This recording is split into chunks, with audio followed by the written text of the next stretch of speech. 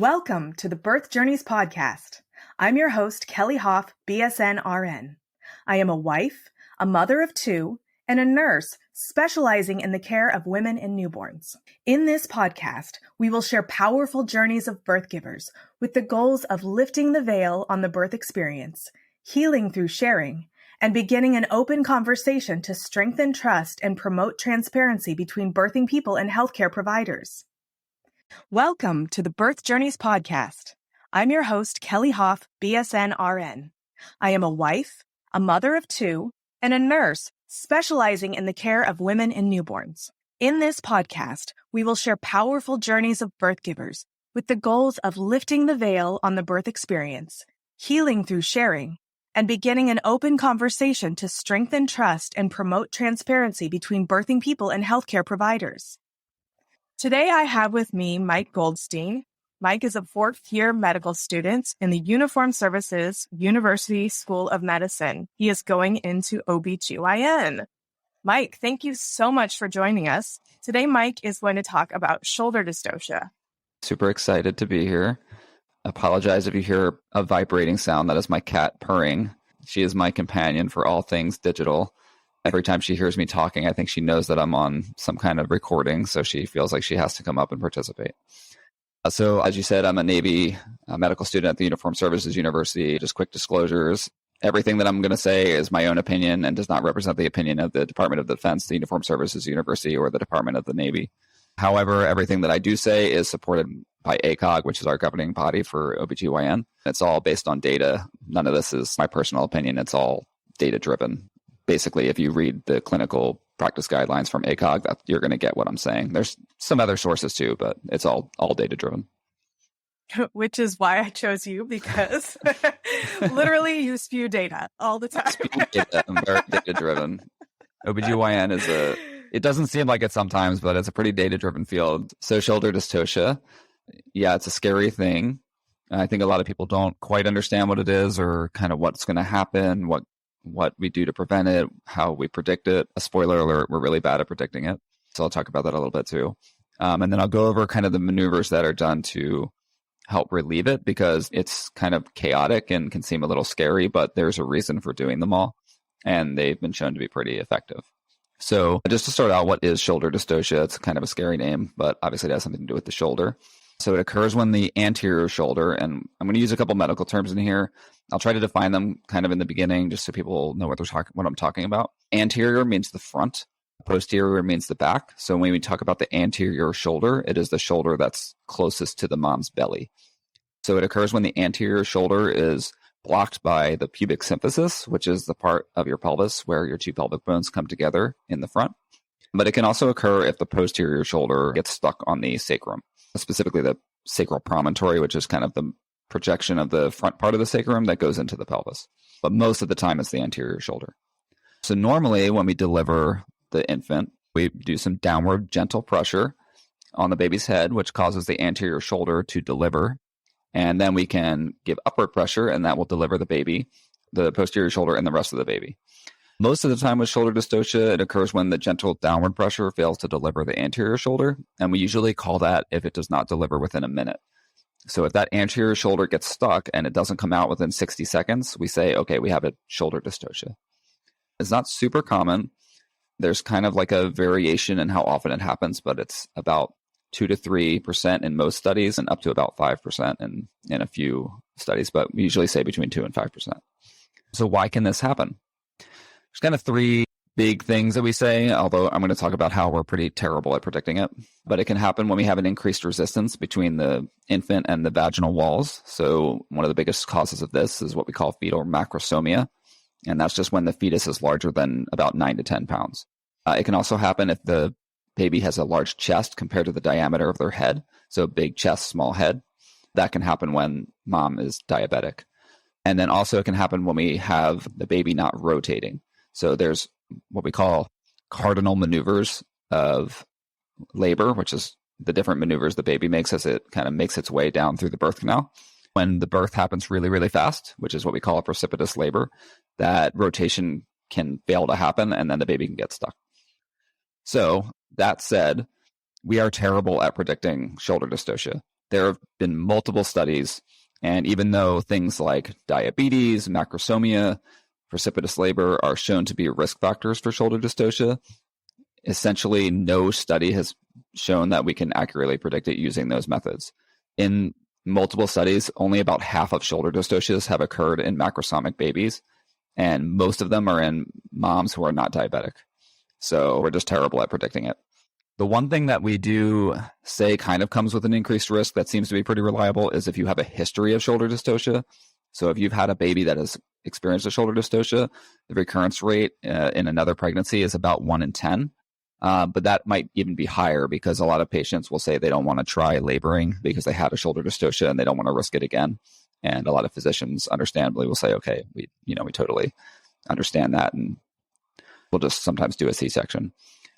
But that said, we can't really do much to prevent it. So they've done some studies that have looked at inducing labor. So if we try to induce labor before it happens, will that decrease your incidence of shoulder dystocias? Unfortunately, data don't show that. So what it does show is that the induction of labor increases your risk of having a C-section, but it doesn't decrease the incidence of shoulder dystocias. Most deliveries do not result in shoulder dystocia, and most shoulder dystocias do not result in permanent injury. So while I guess technically the C-section would prevent a shoulder dystocia, you would have to perform almost 4,000 C-sections to prevent one permanent injury. So while doing a C-section might keep that child from having a shoulder dystocia, the data do not support doing them because there's an increased risk of maternal and neonatal morbidity and mortality, and bad things can happen from C-sections. They typically don't, but there's a higher risk of them than with vaginal births. So we do not recommend doing C-sections to prevent shoulder dystocia. So why is it an emergency? So typically we tend to separate these in between complications for mom, complications for baby. So the complications for mom are actually, in this case, tend to be bigger than the complications for baby. So when we talk about baby, most cases of shoulder dystocia do not have any injury and no long-term complications. So most cases resolve without any injury to the fetus. Of the injuries that do occur, and most of these are what we call brachial plexus injury. So you have a nerve bundle kind of on either side of your neck and your shoulder, and they can experience some transient palsy or inability to move their arms. That tends to resolve within weeks. And then the other kind of injury is fractures to your clavicle, which is your collarbone, or the humerus, which is the longest bone in your arm. Most of them do not even need to be treated. They heal on their own. They have no long-term effects. But most cases resolve without any injuries. For mom, however, there's a thing called postpartum hemorrhage. So it sounds scary, and it is scary. It means there's a massive bleeding after delivery, and that occurs actually in up to 11% of shoulder dystocias. So over 1 in 10 moms with a shoulder dystocia will have significant bleeding after their shoulder dystocia. There's a smaller risk for what we call a 4th degree laceration, which occurs in about 4%, and that can result in lifelong difficulties with holding in your bowels and what we call fecal continence. So much bigger risks for mom than for baby. With baby, everybody wants to know, about death and those kind of things. It's very uncommon. So severe asphyxia, which is not being able to breathe, that occurs in about 1% of infants that are born to diabetic mothers when they have a shoulder dystocia. And for non-diabetic moms, it's less than 1%. It's 0.08% of infants born to non-diabetic moms. So the risk of death, even with the shoulder dystocia, is very, very low. Babies are usually fine. It's the mom that we really worry about the most. So what happens when you have a shoulder dystocia? Basically, it seems, if you're just a bystander in the room, it seems like chaos breaks out. All hell breaks loose. So typically we'll try, as I said earlier, we'll try to deliver that anterior shoulder for about a minute. If that's not happening, what we'll do is, it kind of varies by institution, but there's a mnemonic that we use. It's called HELPER with 2 R's, HELPERR. And we kind of follow this mnemonic. It's a little bit outdated because things are a little bit out of order, but it does help kind of to remember what's going to happen. So the first thing that's going to happen is we're going to tell mom to stop pushing. So if there's a shoulder, that means, mom, we want you to stop pushing, because every time you push, it kind of pushes that shoulder against the pubic symphysis, and it just makes things worse, and it can hurt the baby, it can hurt you. So we want you to stop pushing. So when we tell you to stop pushing, don't freak out. It's just because, we want to prevent any further injury from happening. The next thing we're going to do is we're going to call for help. So the more people we have in there, the better. Typically, it's called a code purple. So whether that's pulling the cord next to the bed or just calling a code purple, we'll get the cart in the room. The more people we have, the better. We can have people holding the legs and doing all these other maneuvers and getting medications we need and stuff like that. So don't freak out if you see a lot of people. It's just, we're coming to help. So the E stands for episiotomy. We don't usually do these anymore, this is the part where it's a little bit outdated. So episiotomy is where we cut the skin kind of between the vagina and the anus, and rarely will that help with the shoulder dystocia by itself, and it's rarely necessary. So it's in the mnemonic because it's kind of like an outdated mnemonic, but we hardly ever do it. The next letter is L, so that stands for legs. So this first maneuver that we're going to do is called the McRoberts maneuver, and this is, people think this is kind of like wild, but it really helps, and most people don't have any idea why, so I'll explain it. But it's called the McRoberts maneuver, and basically we're going to put your heels up to your head. So the idea is that your legs will flex at the hips and bring all the way up to your stomach. When that happens, the pubic symphysis is going to rotate towards your head, and then your sacrum will actually flatten out a little bit. So the top and the bottom part of your birth canal will widen, and that will give the shoulders a little bit more room to go through, and then we can kind of deliver that shoulder and pull the baby out.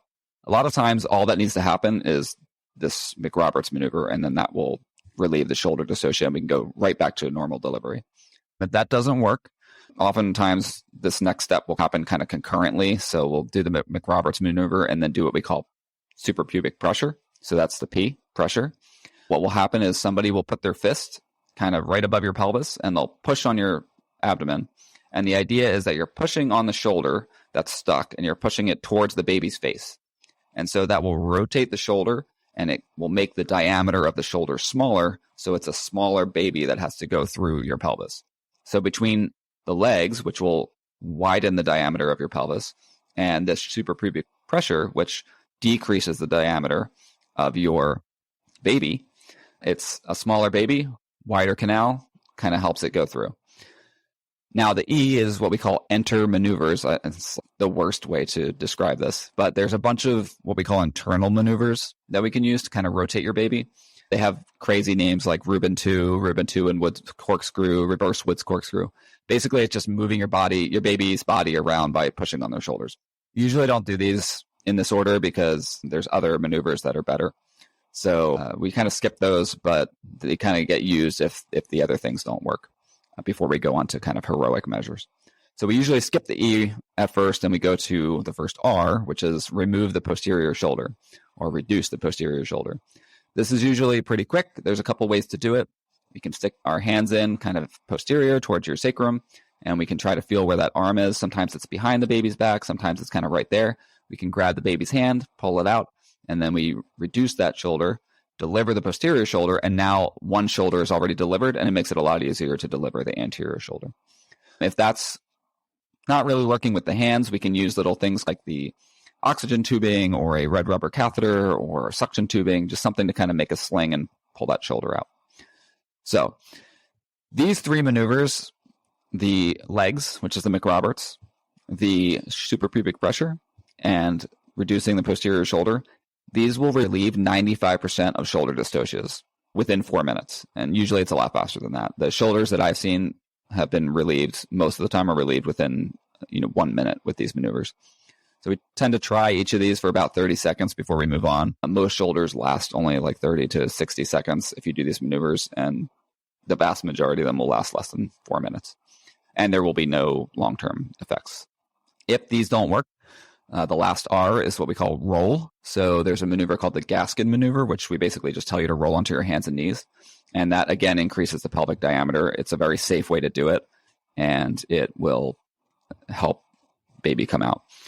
If none of these work, typically before we move on to these more complex maneuvers or the heroic measures, we just repeat these and do them again. So we'll have you roll back over. We'll do your legs again. We'll do suprapubic pressure again. We'll try again to reduce the posterior shoulder. We might try some of these internal maneuvers. We really are trying to avoid these heroic measures, which I'll talk about in a second, because they are associated with higher morbidity and injury to mom and things like that. And they're scary and difficult to do. But if we do these a few times and they don't work, there's a couple last-ditch maneuvers we can do. So the first one will be purposely fracturing the clavicle. So we will actually go in and push the baby's collarbone and fracture it. And that will decrease the diameter of the shoulders and let us deliver the baby.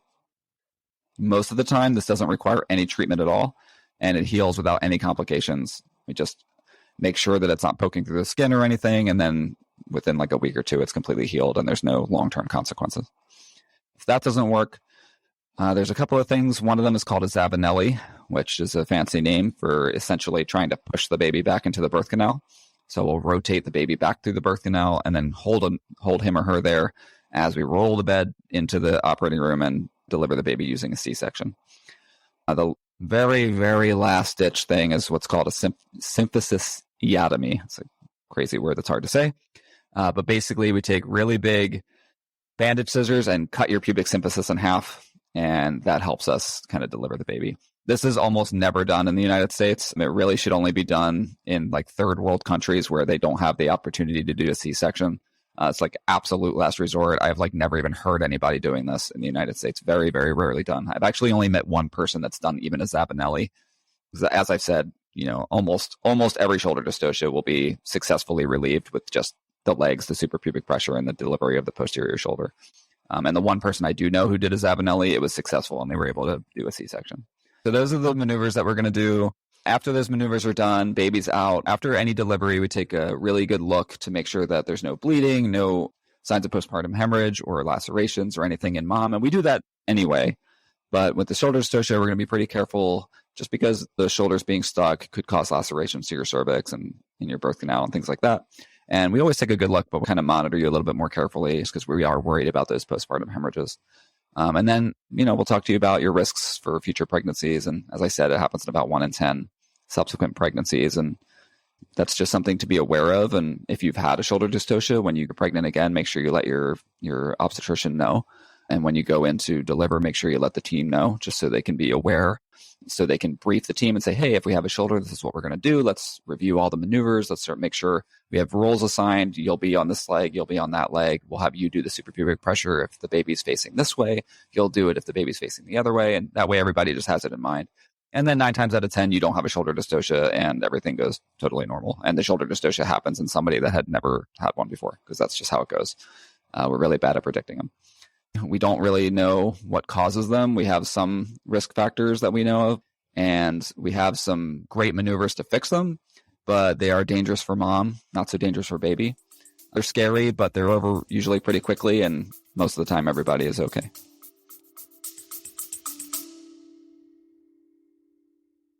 Are you pregnant and planning a hospital birth? You don't need a birth plan. You need a birth vision. In my opinion, birth plans set you up for failure.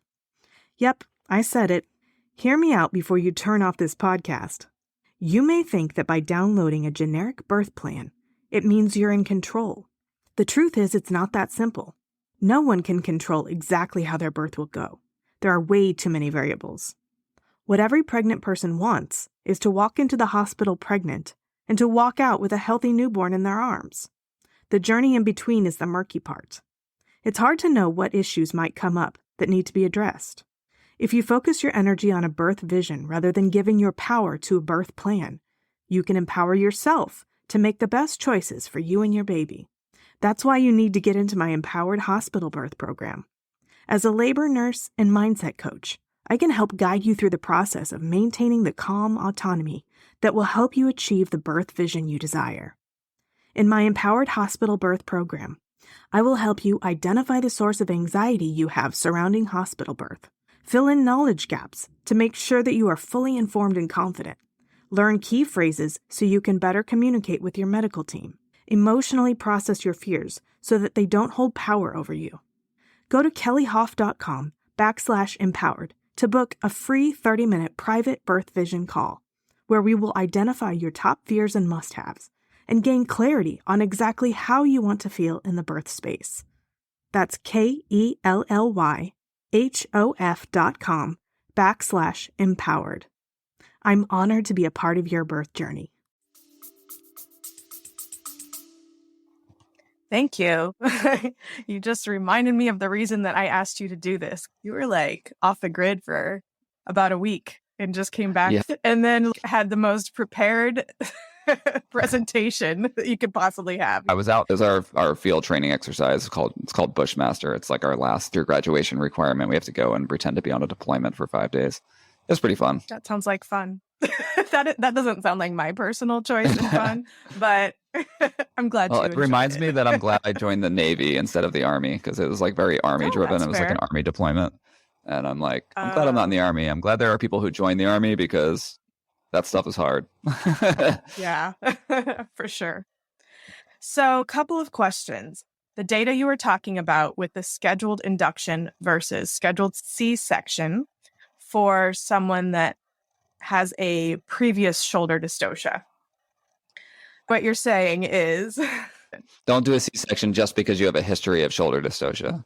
We call term delivery, just for people who don't know, 37 weeks is kind of when you hit that term mark. Our kind of gestalt is nothing good happens over 40. So if you're going past 40 weeks, the placenta kind of starts to break down a little bit, and the baby's not getting as much blood flow and oxygen, and bad things can happen. So ideally you'll deliver kind of around 39 to 40 weeks.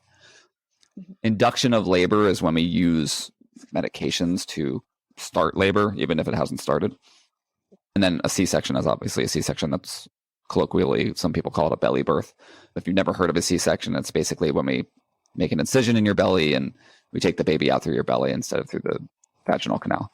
I think probably everybody knows what a C-section is, but just in case. Belly birth is a cute term. I like that. I like sunroof delivery. Sunroof. Oh, that's a good one. I like that. Yeah. Sunroof delivery. That's really funny. I'm going to steal that.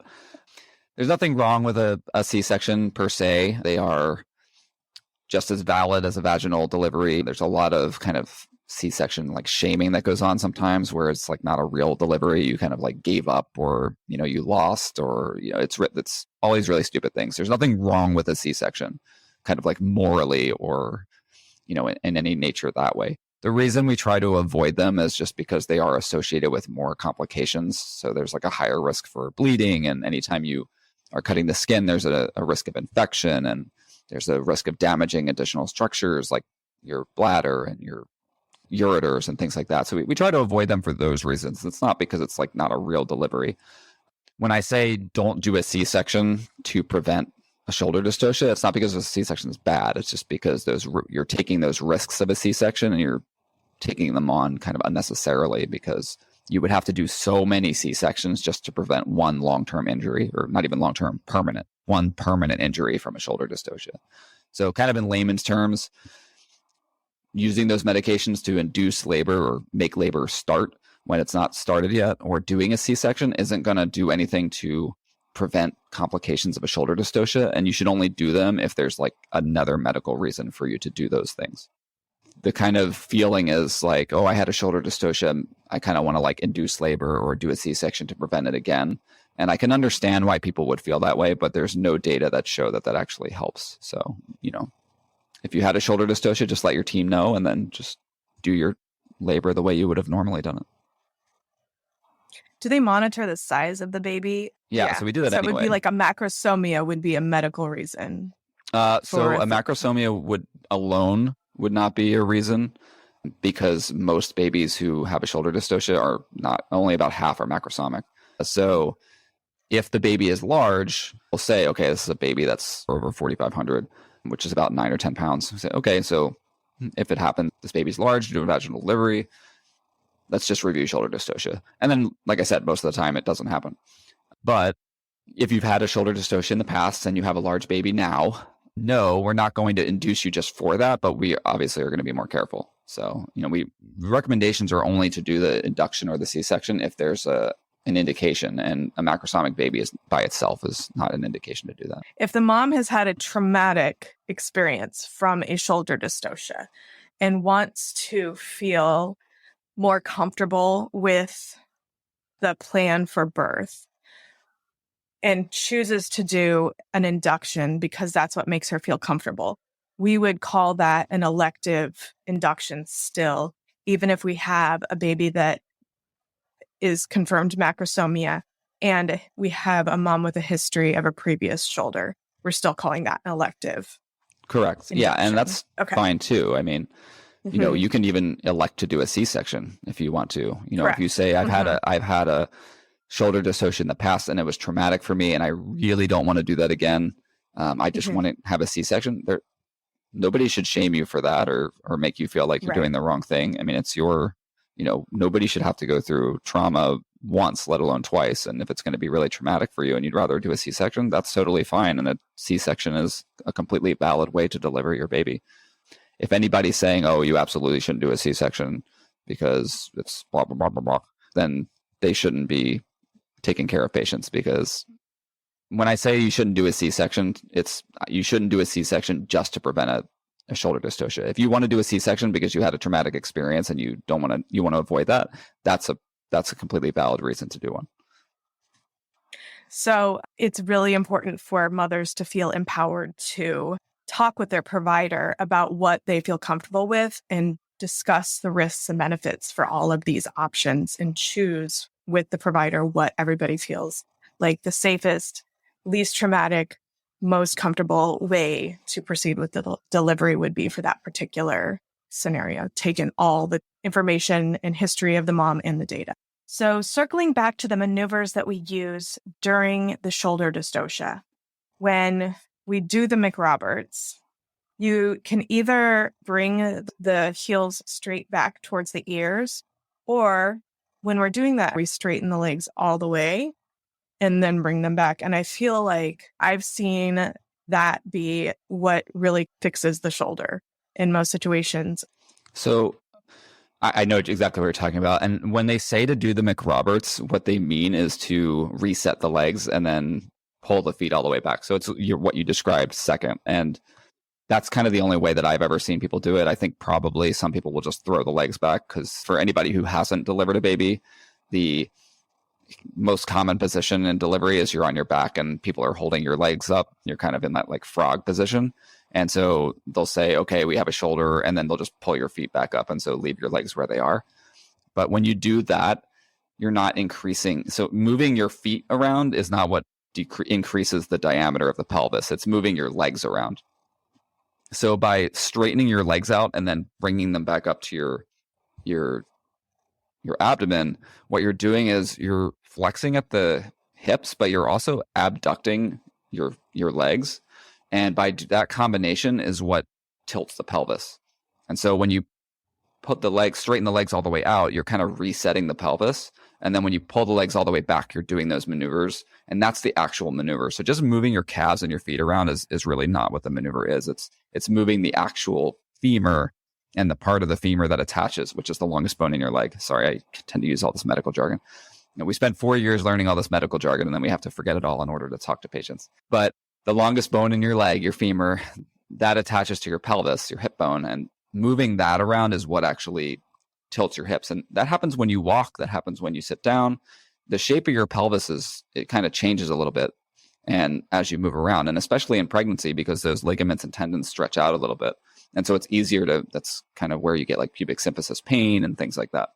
And so when you move those legs back, it tilts those parts of the pelvis, the front and the back, it tilts them around and it makes that canal bigger. And so just, like you said, just moving the legs back when you're already in the birthing position isn't going to help anything. And so, that's like kind of anecdotal evidence, but it's also data driven. That's why the maneuver requires you to straighten the legs out and then bring them back to the stomach.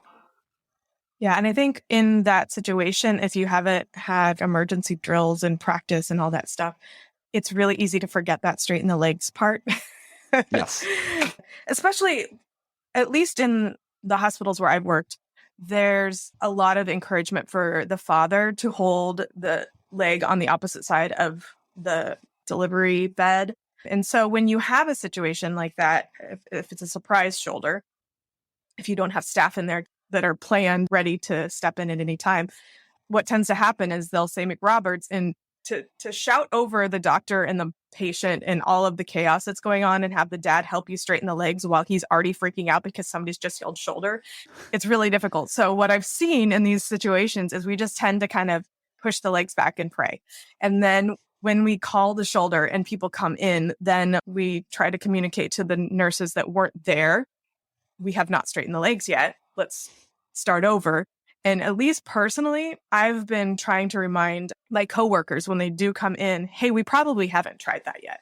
Probably when we've called the shoulder, we've got dad. If dad's holding the leg, I guarantee you I haven't done that. So I've had a lot of coworkers that have kind of really readjusted mindset and come in to help me with shoulders and helped me move the legs to the appropriate situation. And then literally once we do that, the baby just comes right out.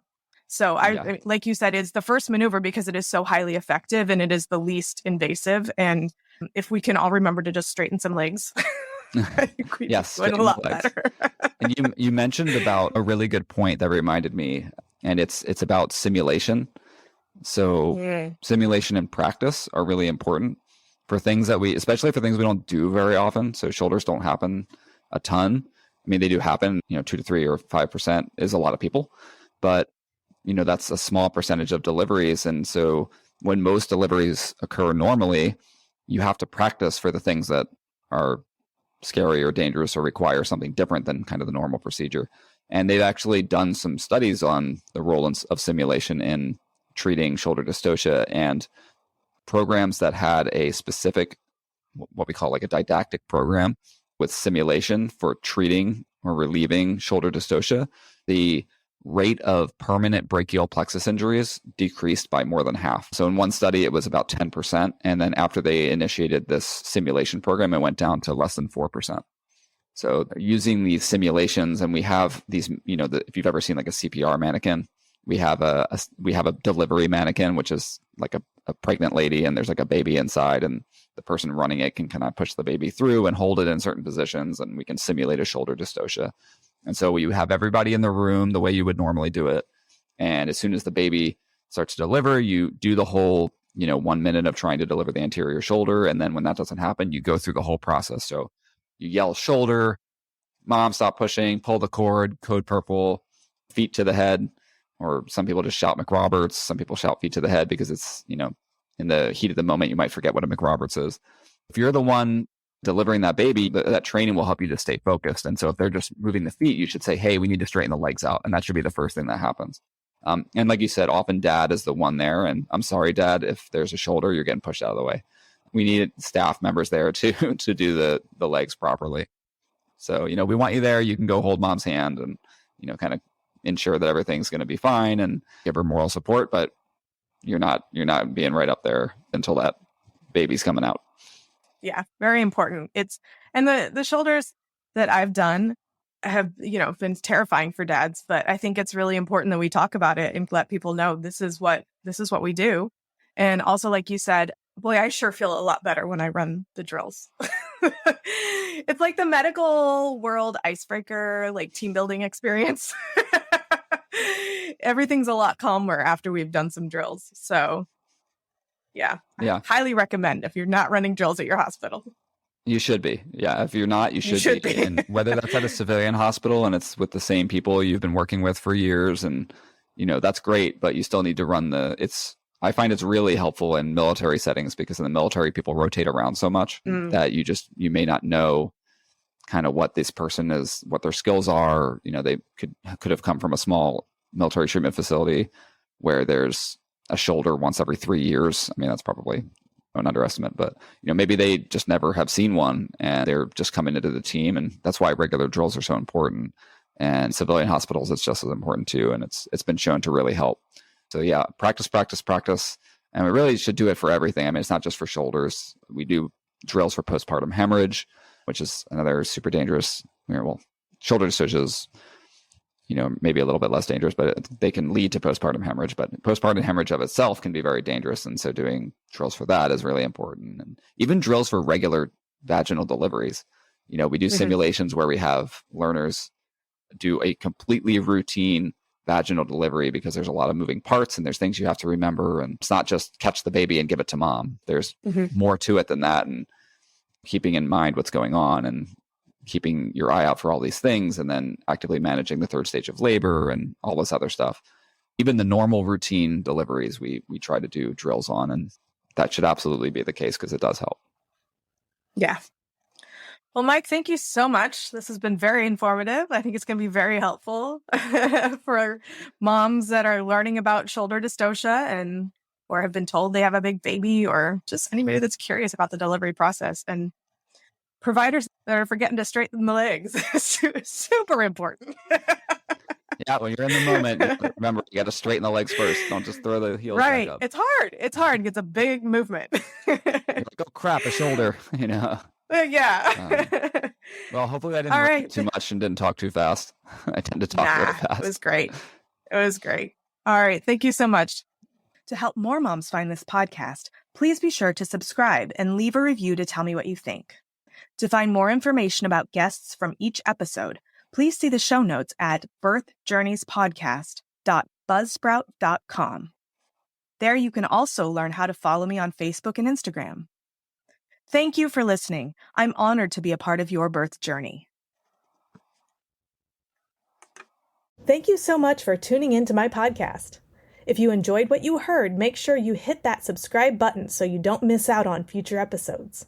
Don't forget to share the podcast with a friend who can benefit from the valuable insights that we share here. And if you could take a moment to leave a 5-star rating and review, it would mean the world to me. If you're ready to work one-on-one with me to embark on a transformational journey towards a confident and empowered hospital birth experience, go to kellyhof.com/empowered and enroll in my Empowered Hospital Birth Coaching Program. Together, we'll create a roadmap to a birth experience that you'll cherish forever. That's KELLYHOF.com/empowered. Let's make your birth experience extraordinary.